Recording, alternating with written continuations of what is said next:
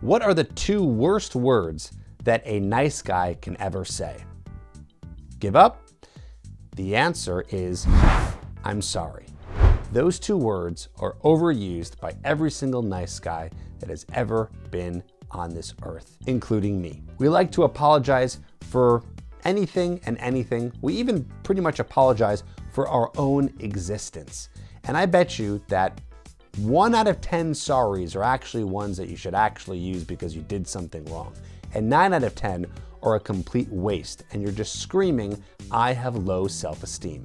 So habit number 1, if you're saying I'm sorry too much, and you're doing it in a way to try to get people to like you, you're doing it all wrong. Instead, you look weak. What else makes you look weak as a nice guy? Never taking the lead. So if you're always being a follower and being very passive and letting other people take control, let's say for example in a conversation with a woman, or let's say for example making plans with a woman, if you're letting her lead and you're the one who's being more passive, well then you're doing it all wrong, because women want to be led and people want to be around people who are leaders. But nice guys won't do that. You know why? Because nice guys are afraid of making mistakes. So the habit that they put themselves in is always letting others make decisions and do things for them without getting themselves in charge or in the process. Again, always coming down to the idea of fear.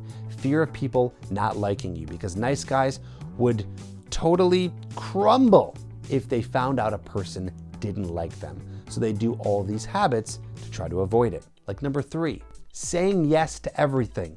Nice guys are great at that. I loved to say yes to everything, and whatever someone had to offer, okay, yes, we'll do this, yes, we'll do that, yes, I'll do this favor for you. You always say yes. Now listen, of course, at times it's good to be a yes man, but it's not good to be a yes man when there's actually something you don't want to do, but you're just going along with it because why? You don't want to cause any stir. Because causing stir for the nice guy is going to be causing problems, and we don't want to cause any problems because problems mean people don't like you. And when they don't like you, then you're in trouble. At least that's what the nice guy is thinking. So he says yes to everything, and he doesn't have the ability to say no or stick up for himself in any way whatsoever. If these are sounding familiar, wait till we get to the last few, because you need to break them. Not allowing time to think before you act. So a lot of nice guys will be very reactive, very quickly. They won't give themselves a minute to think. They won't give themselves a day or a week to think, maybe on a decision. They're very quick to say the yes. They're very quick to say, I'm sorry. They're very quick to react in any way whatsoever so that they don't cause the stir. So the habit that these guys are in is all about reacting emotionally very fast. It's good to take a minute, absorb what's happening, and react later in a more logical way instead of allowing your emotions to take over. This allows you to be a more stoic version of yourself than just reacting so quick when anything is going on. And it allows you to make better decisions. For example, let's say your friend goes, hey man, Friday night, let's go to this movie, let's do this thing. And then you just go, okay, yeah, sounds good. But little did you know, you had something else going on that day, or you don't want to see that movie, and you don't want to do that activity. So you just reacted really quickly to it, and now you're stuck in a position that a nice guy never wants to be in, because now he has to let somebody down. Which brings me to the next one, which is backing away from tense conversations or any kind of argument. It is inevitable that if you're in a relationship or you have a friendship, something going on with another human, there's gonna be arguments. There's gonna be tense situations. You're gonna have to speak your opinion. And if that doesn't happen and you wait too long and you just play nice guy to avoid any sort of tense situation and speaking your opinion, eventually you're gonna have to come out with whatever your opinion is or whatever the fight is about, and eventually you're gonna be just exploding it all because you've been holding it in for so long. So instead of waiting for this massive earthquake to happen, if there's something that's bothering you, if you're upset about something, there's something you wanna bring up to a friend, to a girl, whatever it is, You should be bringing it up if it needs to be brought up. Otherwise, backing away from the conversation is just going to hurt you more. And then there's doing favors for people.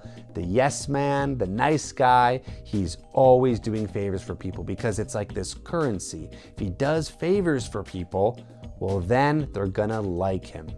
But little did you know, there's actually the opposite that works. It's called the Benjamin Franklin effect, and it's a cognitive bias, which means that if you ask someone to do something for you as a favor, they tend to like you more. So isn't that funny that nice guys think getting a bunch of favors done for other people is gonna like them, but really asking someone for a favor gets them to like them.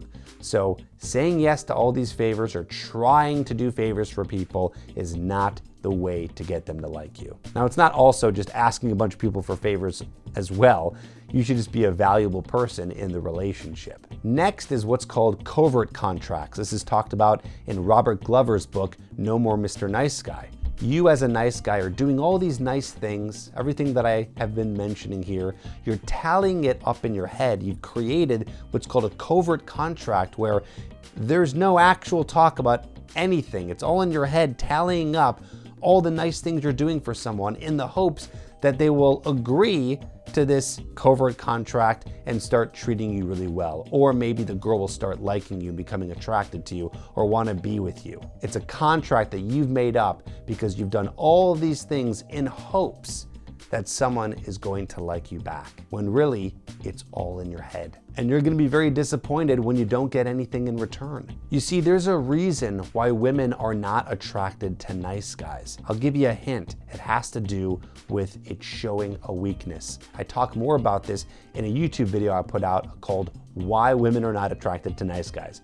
Watch that video, learn why women don't like this so you can fix it once and for all. And if you find yourself being a nice guy all the time and you want to fix this and you want to make sure that you get it handled, you can always work with a one-on-one coach over here at tripadvicecoaching.com, where we can teach you the ways for you to be a leader and not a guy who's just saying yes and doing favors for people all the time in order to get them to like them.